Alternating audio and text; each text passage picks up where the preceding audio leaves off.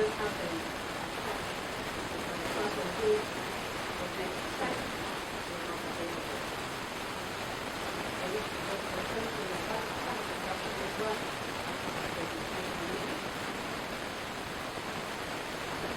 And the person I'm looking to the scene is right out of the home. I do have some sort of pattern from convenience to allow this to then accept.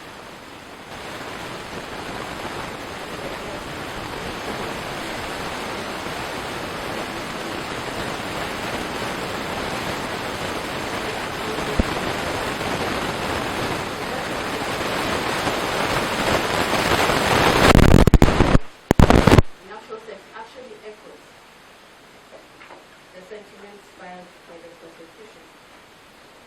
But this time is taking into consideration the victim directly. So the fact do not veer off. Just rather they retaliate. That's what we think that this affidavit, if they can just be allowed to stay.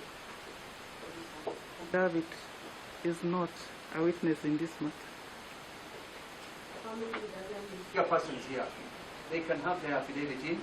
We'll deal with it in our submissions.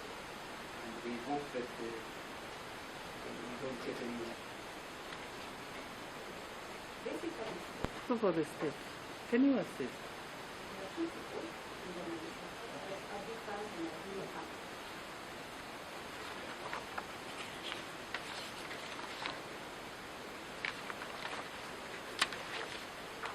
Since counsel is appearing for the family of the victim, she will respond orally. Even keeping away from the hospital while the victim was in dire straits and further shunning the burial ceremony, it is conduct strongly suggestive of an accused who is not ready to willingly surrender to this honorable court's jurisdiction. ODPP have themselves, together with through the affidavit of the DCIO's office, gone into the evidence, and it is in everybody's knowledge to this day that this girl is now living with her mother and father. It is all there. So this goes on to state that attempting to end, even given the events and given the abusive relationship that obtained till that day, it was unlikely that this young, for their own safety, she is innocent. I can state that as her counsel. She is presumed innocent under prosecution to suggest that custody is. There is certainly no strong evidence, and there is certainly no irrefutable evidence that points at the accused person's guilt. Your Ladyship, while on that, again, they are from their own evidence.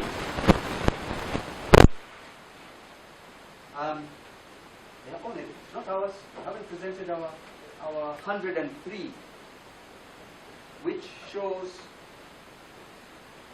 that he can out of control and can even can die if he has underlying conditions. It's their own report. He was completely drunk when this incident occurred, when his blood was taken at Nairobi Hospital and tested. That is their evidence. Nobody tested. I go to paragraph 18, that it is in the public interest. In the public interest is the accused person on bail pending trial and determination. This police officer, working under the DCIO command called Russia, has stated that it is in the public interest, please again, and confirmed that she was not involved in the events of yesterday. How can public order of security be invoked to try and lock up a 65-year-old girl? I think that is determination of trial. The discretion is absolute. Your Ladyship, I am instructed to inform the court that she is nothing more than a young child, 25 years. I do point out that it's not like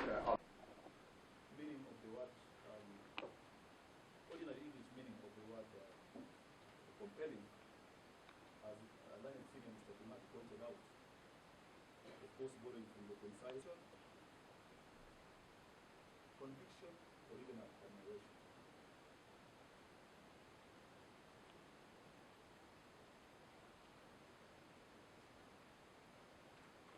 My lady, therefore, having moved to the second point,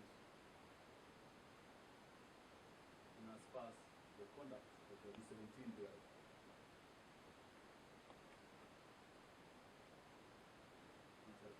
the contents, but in particular paragraph 11, 17 there. After that, such conduct and not the conduct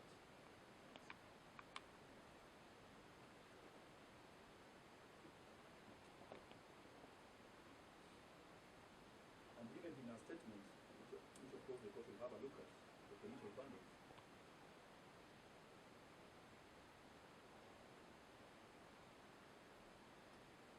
My lady, therefore, it is our submission that our conduct of staying away from the deceased when he was in dire straits at the hospital fighting for his life,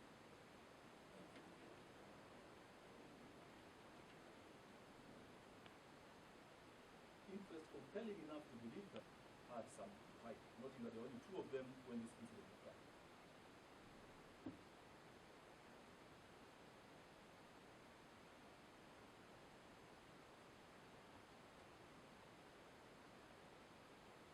My lady, I want to associate my submissions in this regard. The old English adage, dead men do not tell tales. My lady, Mr. Assad Ashwell sent the last one.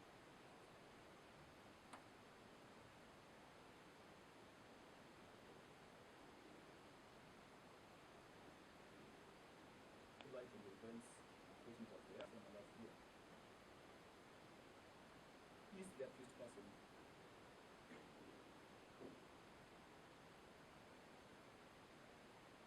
and further, more importantly, the past responders are the. And my lady, you may now pose and ask the question, who are the first responders in this incident? The first responders. My lady, it is on record in the commission of bandits that the two parents of the accused person are the first ones to arrive at the scene. And the counsel has been alluding to commission of bandits. My lady, very well. I want to refer to the statement. Yes, yes. You know, my lady, I was trying to avoid delving into the issues, but so that if interference were to be directed, even to defense witnesses, that would still amount to a subversion of justice. And the court also to be inclined to have the same rules as we have, that the fact that the first responders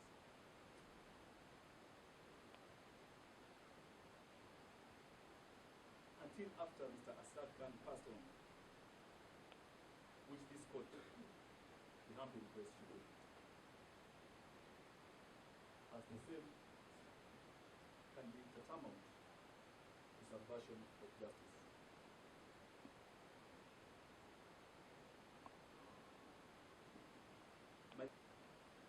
Your brother Justice Ikonya did make reference to the case of Republic versus Kellogg, 1975, following the reports, which have also endeavored to get a copy from the library. Excerpts of the same in what witness interference may entail or can entail.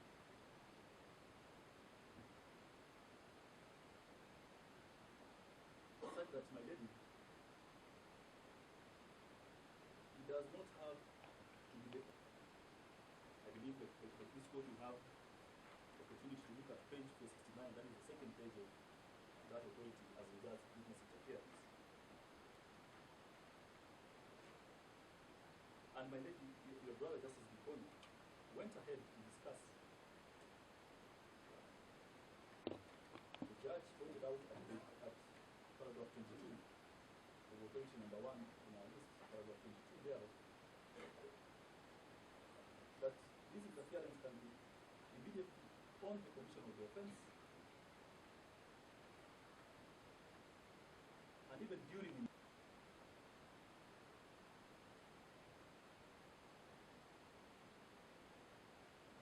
So that by even withholding statements, I mean the first two people to arrive at the scene immediately after the incident.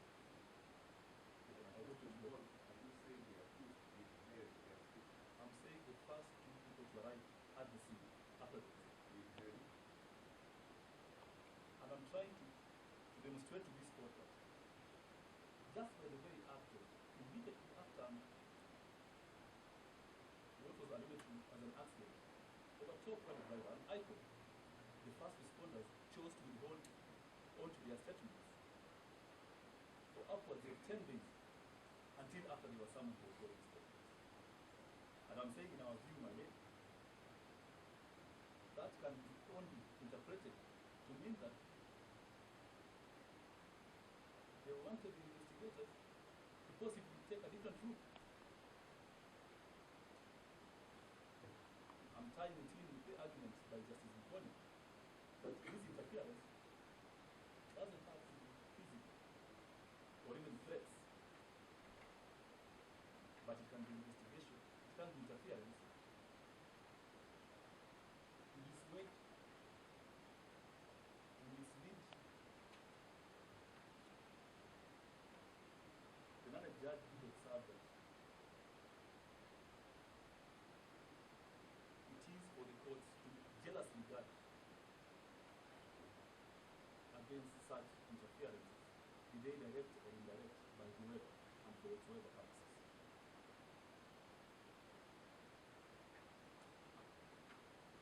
Because if we fail to do so, if the courts fail to do so, then, my lady, there will be a breakdown of the whole criminal justice system and even administration as well.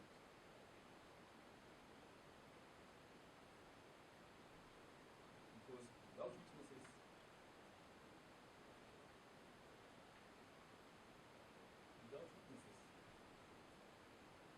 the court will not be sitting today. I won't be before this court. And even the defense counsel will not to know the truth of what happened and to have some sense of closure in the untimely death of Mr. Assad. Because the speaker may be indicating the truth in our courts.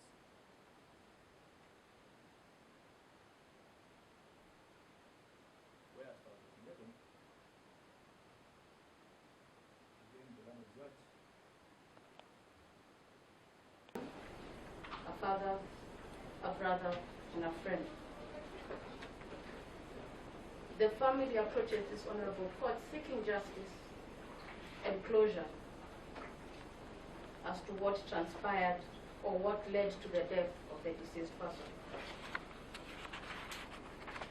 It is also in the public domain that this case has elicited a lot of reactions and a lot of opinions,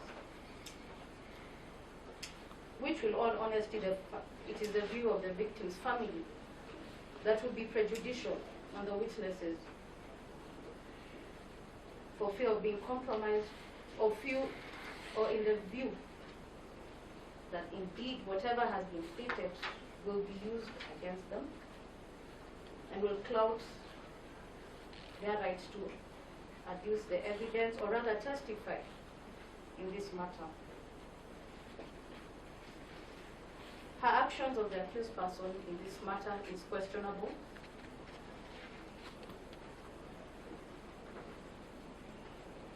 Notably, indeed, she had been released on bail on the 14th of December, and yet the deceased was buried on the 19th December 2022. If there was something to hide, the victims asked, why did she not attend?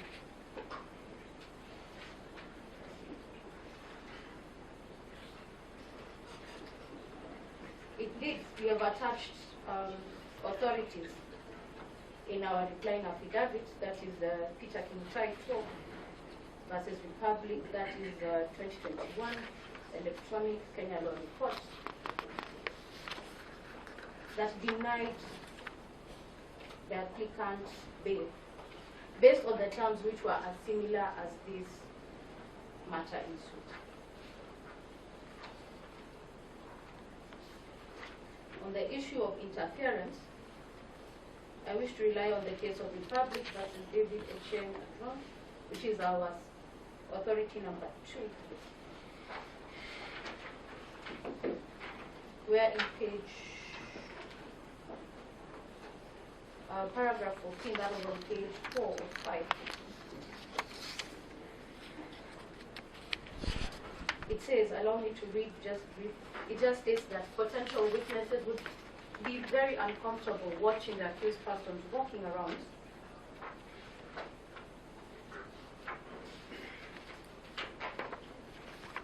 You talked about knowing paragraph? that their evidence is Paragraph? critical. 14. From the part where it says finally, such potential witnesses may not be comfortable seeing the accused walk around knowing that their evidence is critical to the success of the prosecution case. And that is exactly it in the victim's matter. We agree totally with that statement. And that is the considered view of the victim's report, victim's replying affidavit. You have been given a right also to air our grievances in this matter, as rightfully so. And we'll be praying that you do consider our replying affidavit, as well as the list of authorities that were filed in this matter, as you write down your decision or ruling in respect to the accused application on bail and bond terms. That is all we wish to submit at this point. I would fail to attend custody. I felt a little restricted in that regard. I don't wish to go back there, except to say my learned friend from the ODT, Mr. Mulama, struggled very hard to make a case as far as the evidence is concerned, and it was confined to saying failed to attend to question in those circumstances. A lady particularly, not as a man, but as a lady, would you take yourself there to hospital to see the person who you are being falsely accused of assaulting? And would you take who are falsely running a narrative that you killed the person? Obvious struggles.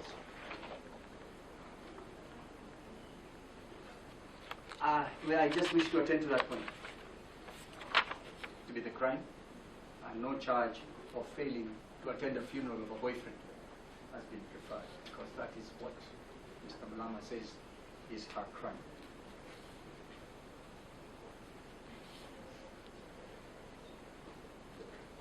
I have been instructed that at no point were the parents of the accused persons, Mr. and Mrs. Wahome, who are both in court, the first responders to the scene.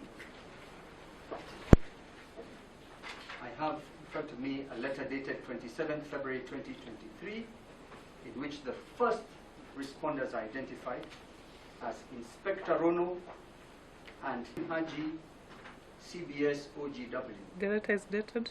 Dated 27th February 2023. Felt by the defense that I have brought to court. They show the glass, they show everything.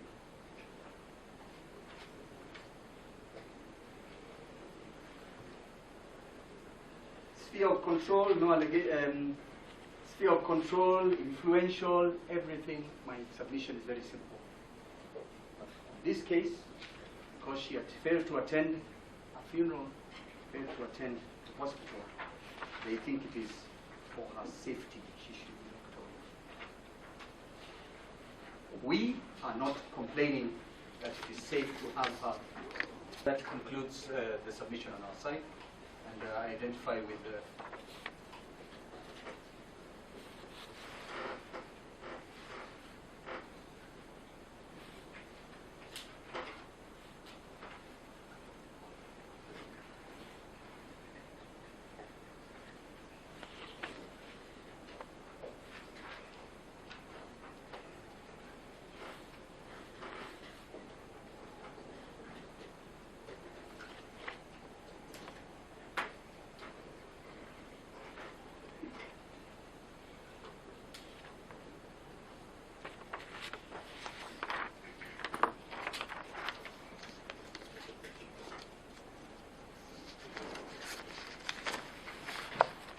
As earlier ordered, the probation officer is directed to file the probation report as soon as possible, and the matter will be mentioned virtually next week, because we don't sit ordinarily, we don't sit on Fridays.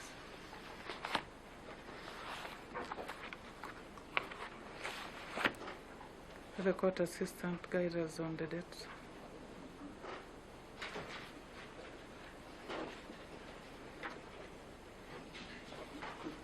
Of March.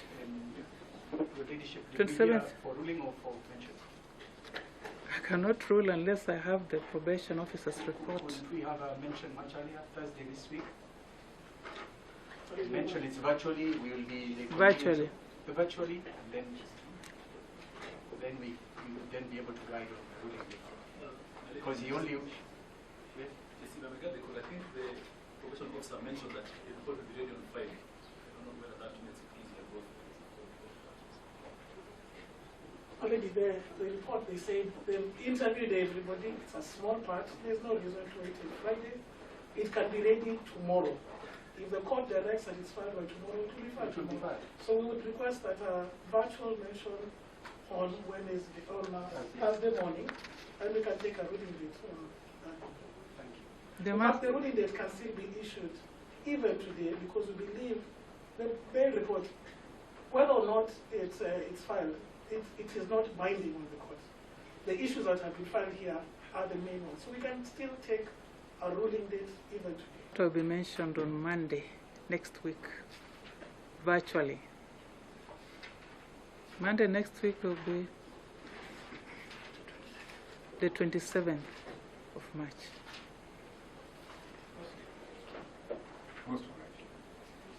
Most likely.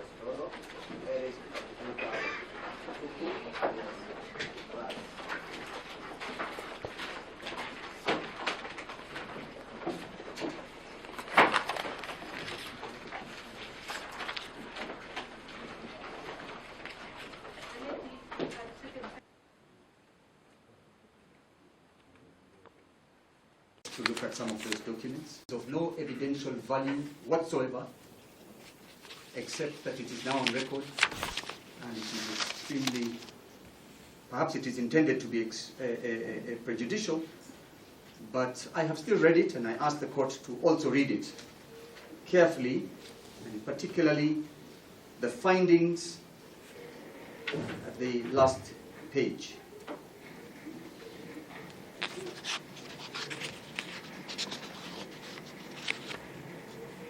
Findings. If you can turn to the findings.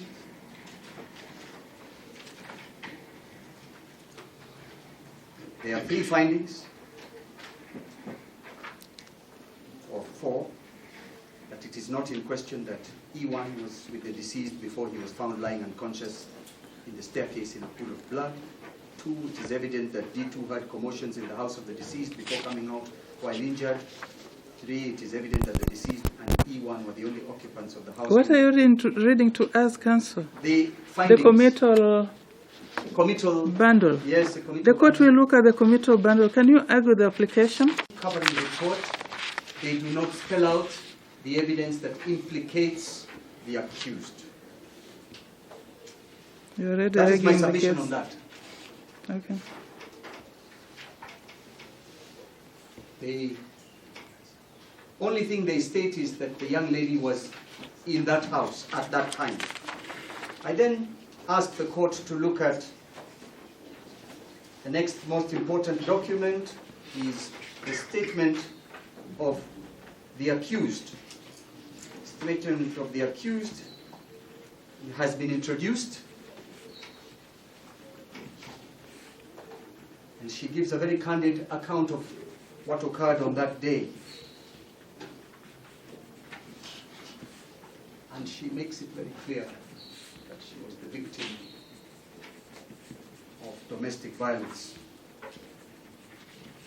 And in the fury of the moment, it is the statement with the keenness that it should.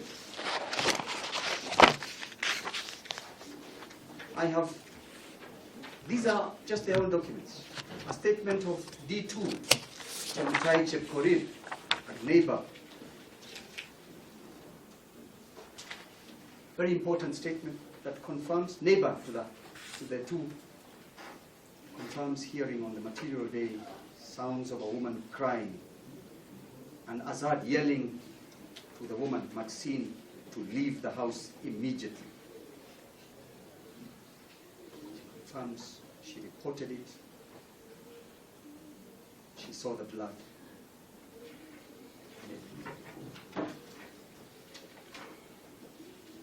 Asked the court to look at the statement of Asad Oyugi Wesonga. All of them confirmed that the witnesses, the neighbor reported, and at all times it was the man shouting and the girl in a whimpering state.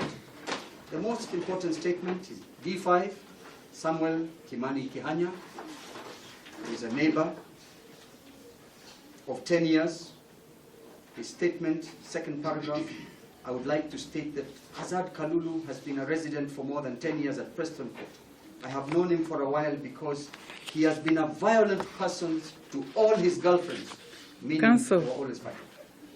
The court will read committal documents and we shall go through them during hearing of this case. What I want to hear is the argument that the accused person should be released on bail. Your Ladyship, I don't know whether you are reading to the press so that they can record and Your Ladyship, report. But kindly proceed with the matter Your that Ladyship, we are looking I at. beg to take exception to the suggestion you are making. Their opposition to our application is based on the strength, alleged strength of their case. Our only reply can be, look at the evidence. Have they got even a compelling case? So, for us, we will not hold back, even if the press are in the room. We will state our case. So, having said that, the application is further supported by the fact that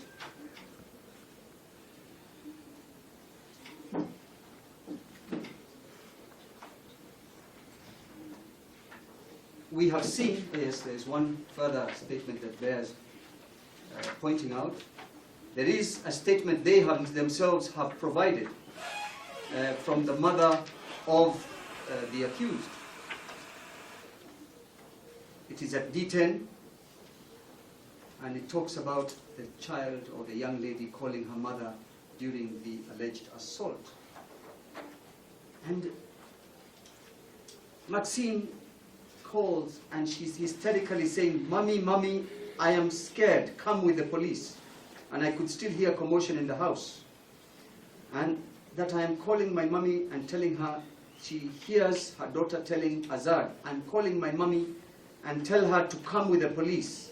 And Azad saying, "Call her, call her." What I'm trying to say is, Your Ladyship, what you will find when you look through this so-called evidence is a clear case of a young lady being brutally assaulted, and now here we are, she's accused. They are saying they have a compelling case, they have provided it to the court. We're entitled to point out that the evidence points in the wrong direction. Your Ladyship, the same witness, Beverly Grace Wanjiku Kabinu, who is the mother of the accused, says she provided photographs of what happened to the police. Your Ladyship, I have those photographs. They were not provided to the court by the police. They show Azad Khan walking out of the house to go to the hospital himself. They show the glass with the blood. Why has all this been withheld? What I'm trying to say is, Your Ladyship, too many questions. Your Ladyship, I also want to point out the fact that this young lady here got into this relationship when she was barely 22. She was a nursery school teacher at a nearby school. I am instructed that it was the deceased who tracked her down, made the contact, ensnared her into that relationship, which ended as it did. Your Ladyship, turning to the career of this young lady, as I informed you, she was trained as a nursery school teacher. She ended up in rallying because her hero in her life is her father, who is a rally driver. The deceased was a mechanic who helped her acquire a car, prepare a car. There was a flip side to this.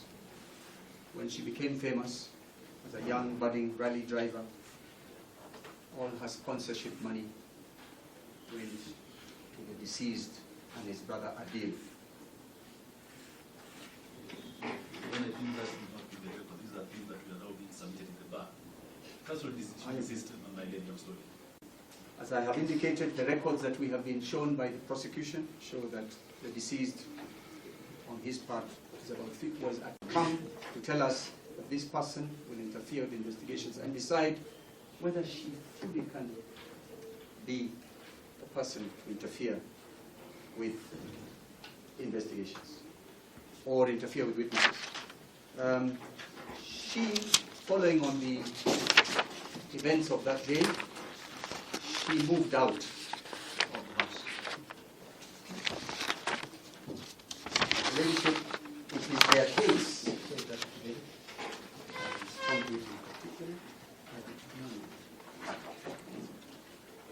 In their affidavit, they have stated that. At what paragraph?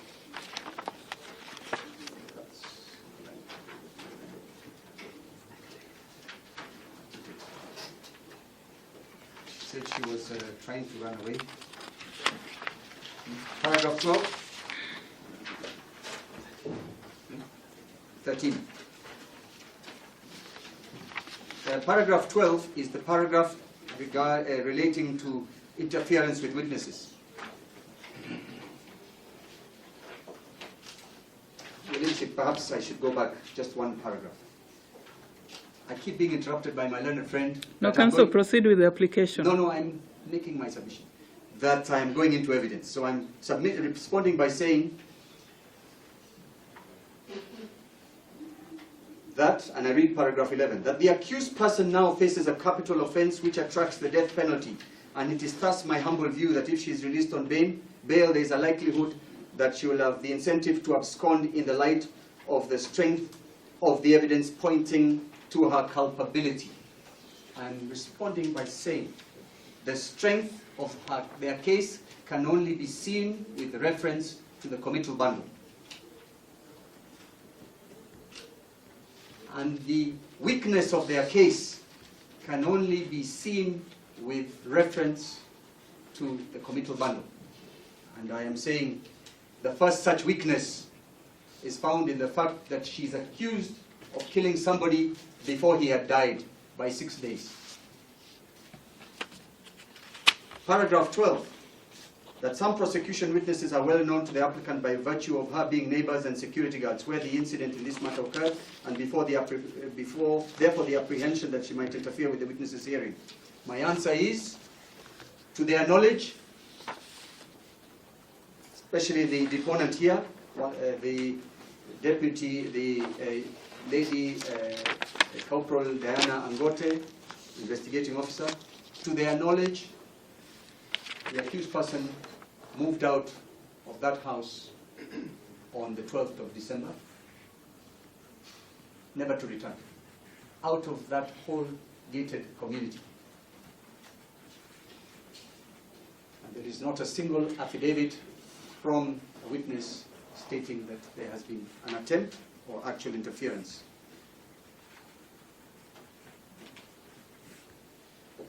That's paragraph 12. Paragraph 13 is what I'm dealing with. That I'm advised by the Counsel for the Republic, which advice I verily believe to be true, that the conduct of the accused herein immediately after the commission of the offense by apparently attempting to flee from the scene and even keeping away from the hospital while the victim was in dire straits and further shunning the burial ceremony. It is conduct strongly suggestive of an accused who is not ready to willingly surrender to this honorable court's jurisdiction. ODPP have themselves, together with through the affidavit of the DCIO's office, gone into the evidence to suggest that the accused person was trying to run away. Why did I ask the court to take time to read the statement of the accused and the witnesses? To show that at all times it was the abusive deceased person who was shouting at her to get out and go. So it is her explanation that I was therefore packing my bags. And I was going. And it is the evidence of her mother when she arrives there that she's saying, my daughter, let us get out of here. And it is in everybody's knowledge to this day that this girl is now living with her mother and father. It is all there. So this statement in paragraph 13 is false, it is insincere, and it shows tremendous bad faith. Goes on to state that attempting to and even keeping away from the hospital while the victim was in dire straits and further shunning the burial ceremony. Your Ladyship, if you read the statements provided by the prosecution, you will perhaps be in a position to agree with us that given the events and given the abusive relationship that obtained till that day, it was unlikely that this young lady of 35 years would go to the hospital to face this hostile family. And she was in custody in any event. She could not have gone to the hospital, nor could she have attended the burial ceremony. Paragraph 14. That I am an investigator, I am persuaded that the conduct of the accused herein immediately after the commission of the offence in choosing to call her parents as the first responders and shielding the family of the victim from the specifics of the incident and further withholding their witness statements to the police until after they were compelled to do so is reason to believe the accused was keen on misleading, misdirecting, misrepresenting facts and dragging the face of investigations in this matter. Your Ladyship, that's a very unfortunate statement. This young lady chose to call her mother and father, or her mother in particular, when she was being beaten. And the police officer says that that is unusual. I think everyone in this room will probably confirm that when they are in a terrible situation, when they were much younger, the first person they would think about is their mother. In Kenya today, the last person you call is the Kenya police.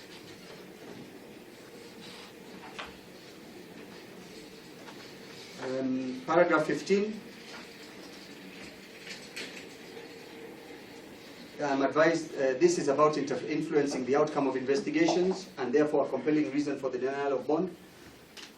No evidence, none whatsoever, has been produced in court to show that this young lady can interfere with the DCI at Kilimani or the ODPP, who would be involved both in investigations and perhaps the decision to charge. Paragraph 16, that such conduct by the accused herein coupled with the fame of the victim herein has only served to aggravate the situation, noting that the victim was a well-known and celebrated rally icon with a wide following from rally enthusiasts and wider public, thus placing the safety of the accused herein in jeopardy should she be released on bail. Let's start with the fame of, I think everybody is wondering why the accused was charged with this. Next, the victim was a well-known and celebrated rally icon with a wide following from rally enthusiasts and the wider public, thus placing the safety of the accused herein in jeopardy on bond.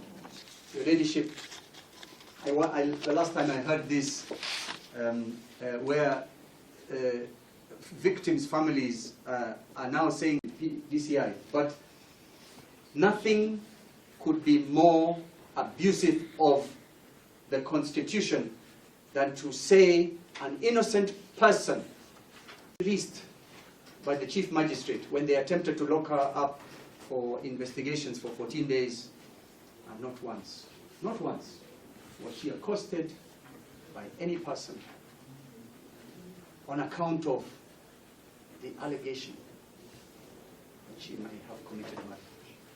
So she's safe, she has been safe. Her parents will ensure she's safe. We as her counsel will ensure that nobody touches her. So we don't need the prosecution to suggest that custody is the remedy for her safety. So paragraph 17, that in view of the seriousness of the charge, there is strong and irrefutable evidence that points to the accused person's guilt, and if found guilty, the punishment meted out would be that of the death penalty. There is real apprehension that the accused is likely to abscond. Your Ladyship, here is where I once again say there is no evidence. There is certainly no strong evidence, and there is certainly no irrefutable evidence that points at the accused person's guilt. The evidence bundle with glaring missing aspects, including photographs, reports, all show anything but guilt on the part of the accused. Their own evidence, not ours. We haven't presented our defense case at all. One of the documents provided to the court at C4, the worse it gets. I go to paragraph 18, that it is in the public interest, do not release the accused person on bail pending plea, trial, and determination. This police officer, working under the DCIO Kilimani called Rashid, has stated and confirmed that she was not involved in the events of yesterday. How can public order, peace, and security be invoked to try and lock up a 25-year-old girl?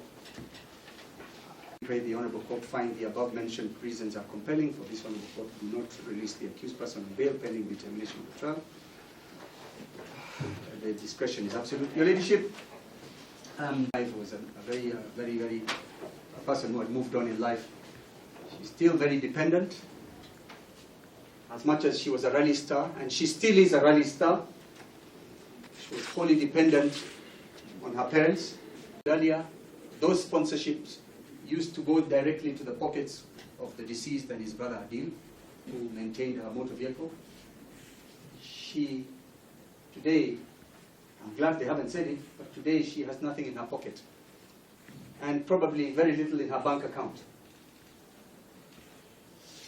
Where I'm going is, she should not only be released, but her terms should reflect her station in life.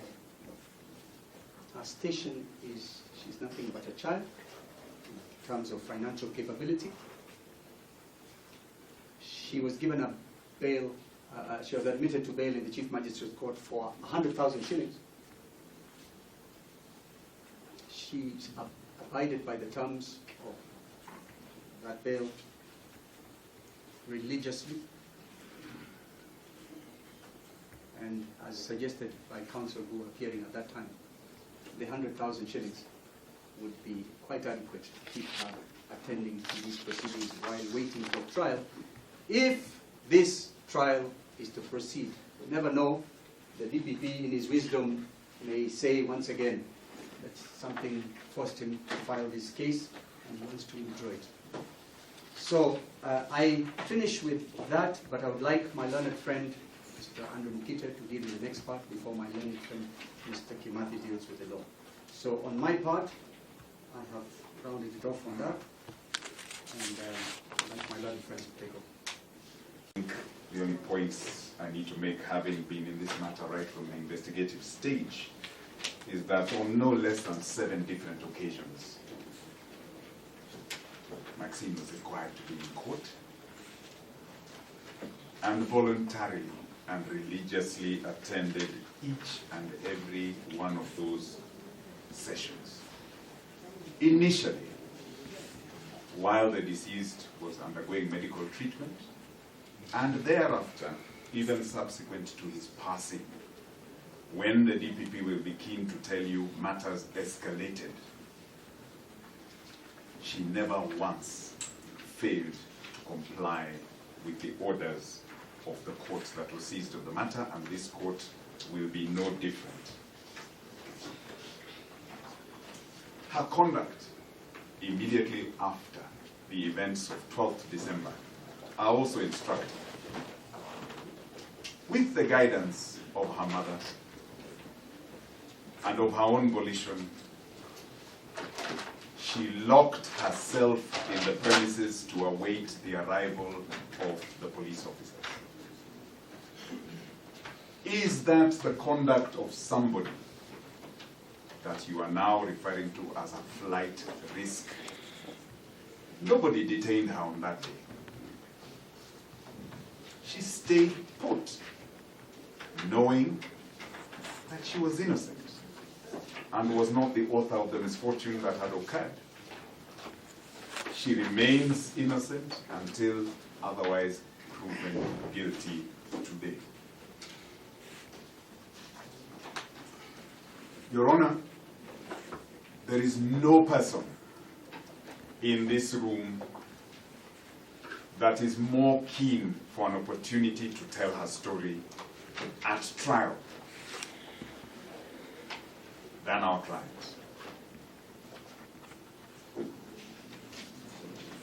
This matter, as the court noted, has received enormous media attention. Not once has Maxine stood in front of these cameras to give speeches, statements, theatrics, to respond to accusations by the family of the deceased, not once. Her day will come when this trial starts.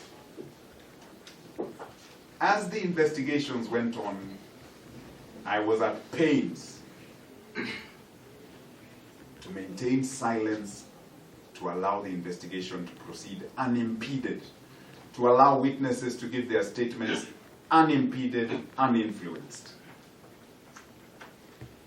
Your Ladyship, nothing has occurred that will change the conduct of the defense of this matter.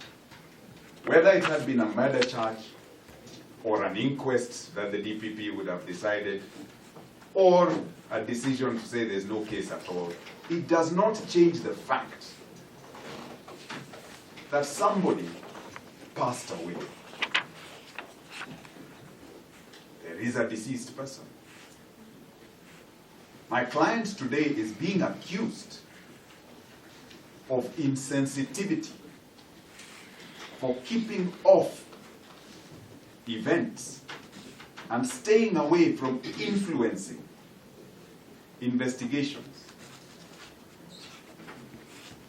And despite that very prudent and sensible behavior, on the advice of counsel, I might add, she's now being told you might interfere with witnesses without a shred of evidence. Your Honor, she should not be punished for her silence. And it should not be mistaken for any admission of guilt. To the contrary, she was allowing the law to take its proper course and allowing all facts to emerge through witnesses, which they will at trial. So, Your Honor, that constitutional right to be granted bail is not diminished in any way for this person who sits here innocent until otherwise proven. Her parents. It's an important consideration in my humble view. She's a Kenyan, They are both Kenyan citizens. They are both employed in Kenya. They reside in Kenya. In Nairobi, and have taken in their daughter as any parent would in a time of crisis such as this.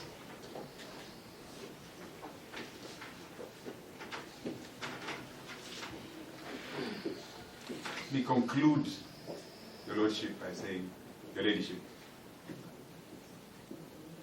Maxine Wahome should be in custody. In custody of her parents who are seated behind me. That's where she should be. To have her family support her through this trial that we're about to go through. And we look forward to the state producing something more than they have shown us, because otherwise she should not even undergo this ordeal of a trial where every document in the committal bundle smacks of defense evidence as opposed to a prosecutor's case. That's all I wish to humbly submit to this court, and I urge Your Ladyship to please admit our client to this. Material other pathogens entering the blood. Your Ladyship will address this matter at trial, but just consider what we are dealing with. When somebody says it's a murder charge in the context of acta serias, what's the action for omission? You'll find time to argue in that It regard, will come. because you're already arguing the case. Yes, it will come, Your Ladyship. That's why I said in closing, as you consider it. But it will come. I do accept that, Your Ladyship. Most of life, and I would like to. And out of abundance of caution, and it will be particularly formal, the application before you is dated 7th March. It's an application filed in 2023 by counsels for the accused that she was a victim seeking refuge when she was attacked. And he injured himself in the process. And in paragraph 6, she has 5 and 6, she has detailed that she was released on a cash bail of 100,000 on 14th December 2022, has specifically demonstrated how she attended court on the exact dates, and also stated that even when she was summoned outside the requirements of the court by the DCI, she religiously attended them faithfully. And she's also given her various undertakings, which I would like the court to look at in paragraph 13 and 14. This is her own words, not the words of counsel. On the law, my lady, the bail is a right guaranteed under Article 49(1)H and can only be denied under exceptional circumstances. And the reason why I state that is Article 49(1)H provides that bail is already a right unless there are compelling reasons. This court and numerous high courts have defined compelling reasons as rousing, strong, with conviction or admiration. And these compelling reasons, the bail and bond policy guidelines, and I'll refer the court to clause 4.10, cogent, very strong, and specific.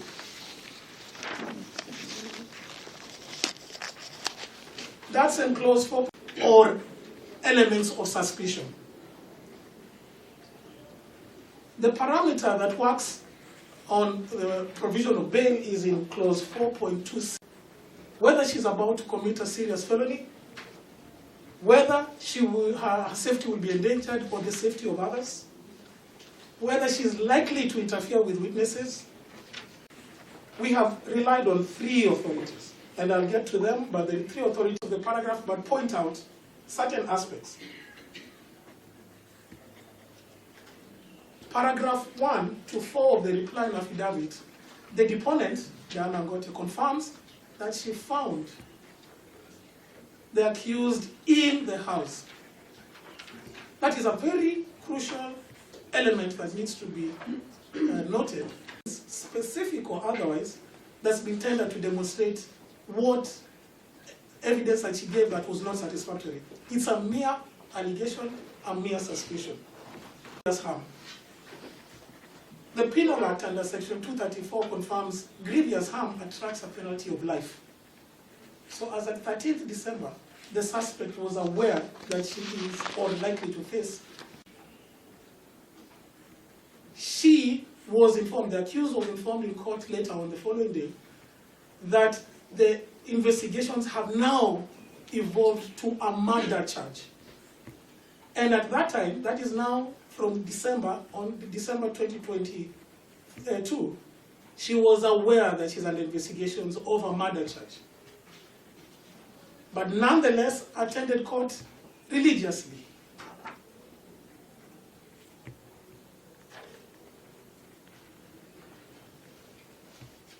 For the court is strong and she's likely to abscond. But we've already identified, and my senior counsel has addressed, afraid to come to court and argue this and have this matter heard and determined, even today or tomorrow, as long as we can be able to deal with the issue of the three. The case citation is authority number 1 on the list. I don't have the documents you are alluding to. Yes. That's why I'm saying you give the citation and the name of the parties. The citation, what the court said, the court will never rely on flimsy grounds or insinuation. But in that case, there was evidence, specific evidence, of the accused interfering with the witness. It's mere allegation. Not one witness has recorded a complaint that there's been any contact whatsoever. In that case, there was specific evidence, which was a letter written by the appellant/accused to the complainant, a threatening letter, and of phone calls being made by the accused in a jam so many times, and the complainant had not had a chance to testify. So there was already an apprehension that this was a delayed tactic. That is not the case here. No evidence has been there. When he was hospitalized at the HDU Hospital, starting the 12th of December last year. My lady, this court will take judicial notice of the application before the lower court that has been alluded to by counsels, all counsels for the defense. The remaining miscellaneous application number 3923. Miscellaneous application number? E3922 of last year, my lady, where Honorable Ochoi admitted the suspect then to a cash bail of 100,000, which was paid on the 14th of December, 2022.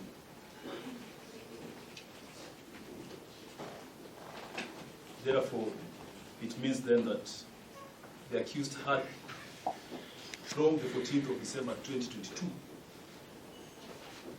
to visit Assad Khan when he was in hospital,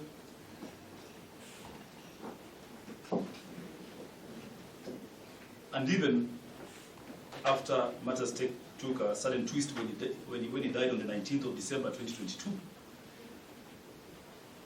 the accused person was still out on bond and in a position to visit her deceased lover, whom we were in a relationship for almost 3 years, my lady. So therefore, I just wanted to debunk that. Secondly, my lady, again as stated by the senior counsel, it is indeed true, my lady, it is indeed true that it is Mr. Assad Khan, the deceased, who actually met the accused person who was before then a rookie in rally, and it is a sad effort that probed the accused person before court into now a celebrated rally driver that she is. And while she was enjoying all of this, there was no complaints whatsoever that we know that the relationship was rocky. And therefore such allegations are hot air in our view.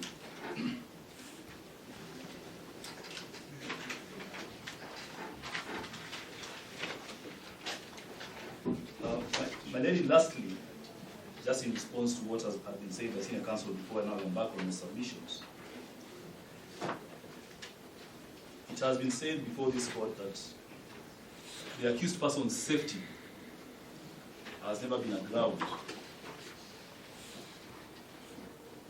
for them to be denied bond by our courts.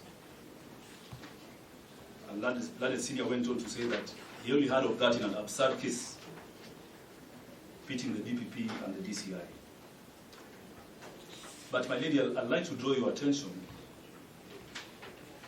to section 123A of the Criminal Procedure Code,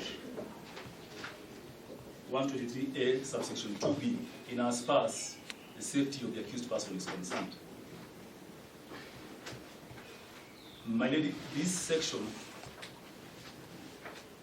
was introduced in our procedural laws.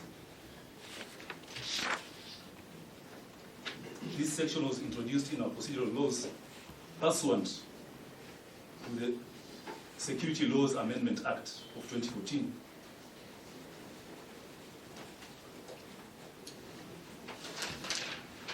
Where parliamentarians saw it fit to include the safety of the accused person, of an accused person, as a ground that the court may want to consider, alongside others, when faced with such applications as is before this court.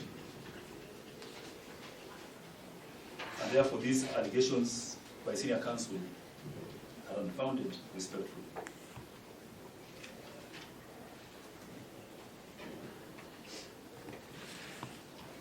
My lady, with regard to the submissions by Landed Senior Mr. Musangi,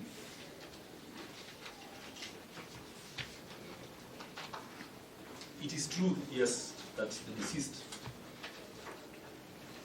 religiously attended court before the lower court when there was a miscellaneous application in the pendency of investigations.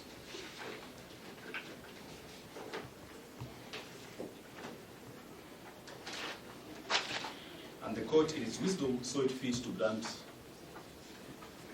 the respondent then a suspect cash bail of 100,000 Kenya shillings.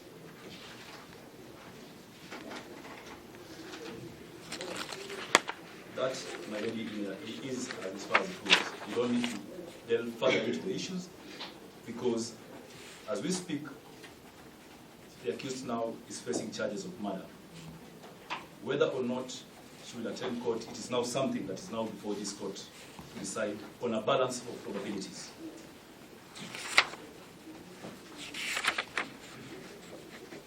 And therefore, the fact that she was attending court previously in other proceedings cannot then be a consideration as to whether she'll attend these proceedings. My lady, having said that, I now proceed to argue our application in opposition of bond. We do reiterate the averments made in our affidavit, the affidavit by one Corporal Diana Ambote, dated 15th of March this year, in opposition of the application for bond. And my lady, I'll be taking this court very briefly through five areas, my lady, that I intend to address.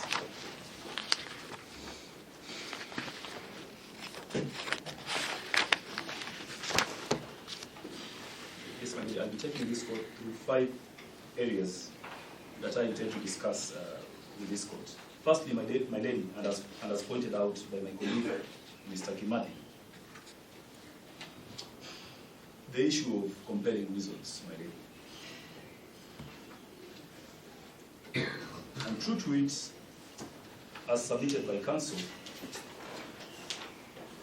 our courts had, after the 2010 Constitution, right after the 2010 Constitution was passed and promulgated,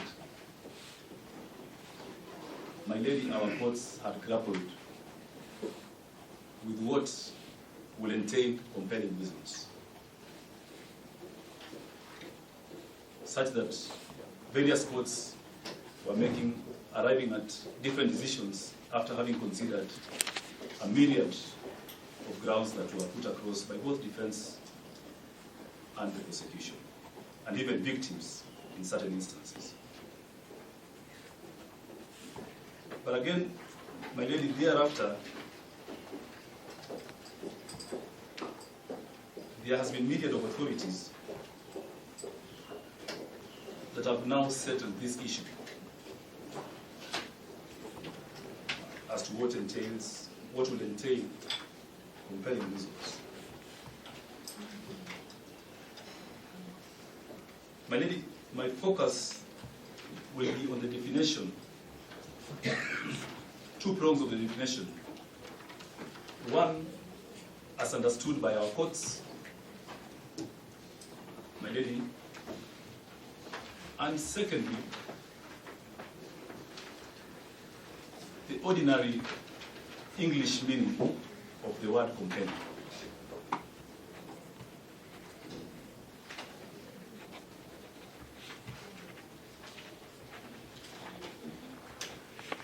So that, my lady, in the first limb, judgment law has found compelling reasons to be what is now encapsulated in the judiciary's bond and bail policy guidelines, where there are a raft of considerations that our court may consider.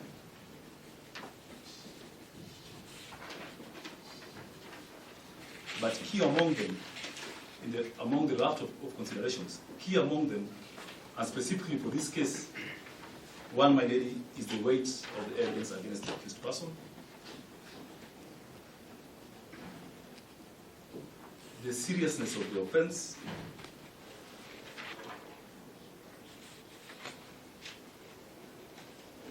whether the accused person is in a position to interfere with witnesses, and, my lady, whether they are a flight risk.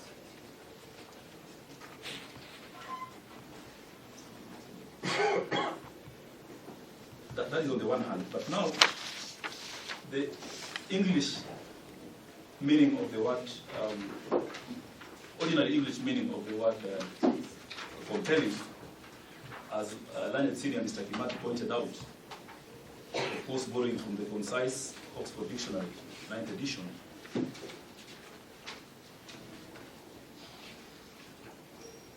it was given us something that is arousing strong interest, something that is arousing strong interest and attention, conviction, or even admiration.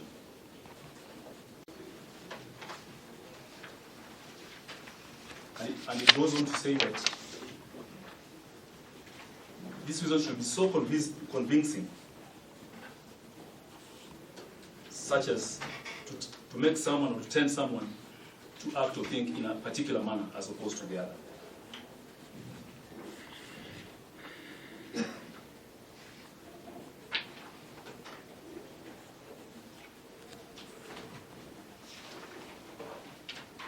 My lady, therefore, having endeavored to discuss what compelling reasons means, which was my first point, I now move to the second point,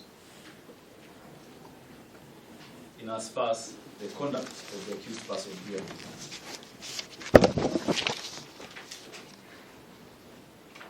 And my lady, in doing so, of course, reiterating our affidavit, but in particular paragraphs 11 to 17 there.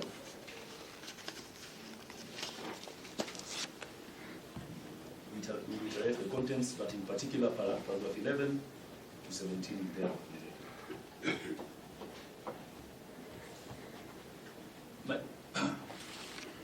My lady, looking into the character of the accused person immediately after the very unfortunate incidents that led to the death of Mr. Assad on the 12th of December.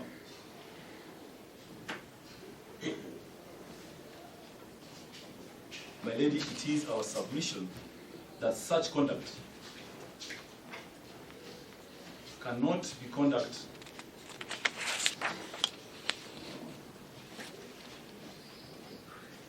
that can be talked about of someone who now pleads their innocence.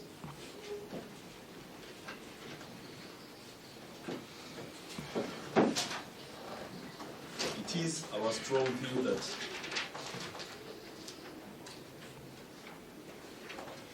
the accused person, having even stayed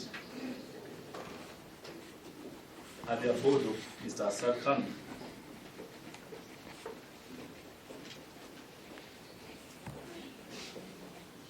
and even in our statement, which of course the court will have a look at, the commercial bundles,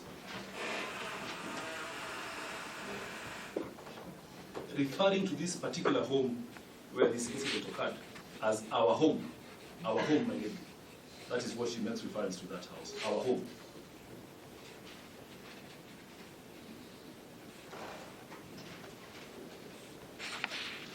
My lady, therefore, it is our submission that her conduct of staying away from the deceased when he was in dire straits at the hospital fighting for his life,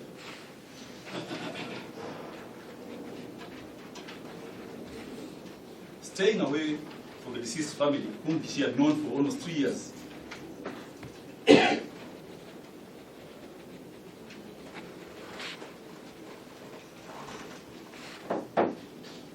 is conduct, my lady, that is, it arouses some interest, and it should rouse some interest from this court. Interest compelling enough to believe that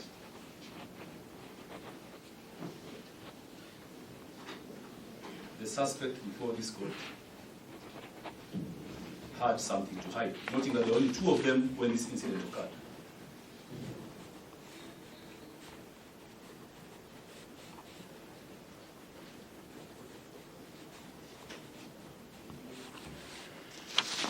My lady, I will want to associate my submissions in this regard to the old English adage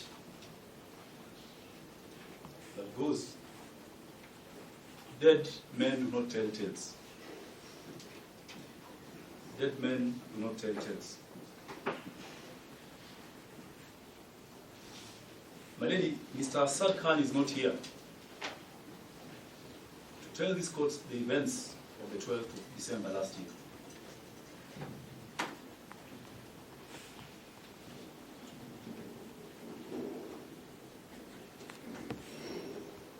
The only person who was well placed in our view to shed light on the events, unfortunate as they are, on the 12th of December last year, is the accused person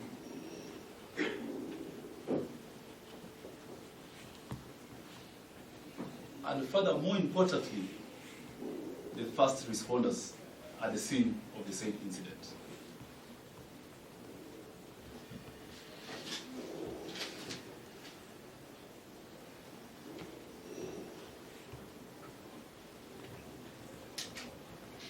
And my lady, you may now pose and ask the question, who are the first responders in this incident, the first responders? My lady, it is on record, and the committee of bundles, that the 2 parents of the accused person were the first ones to arrive at the scene. If I may, Council has been alluding to the committee of bundles, maybe he wants to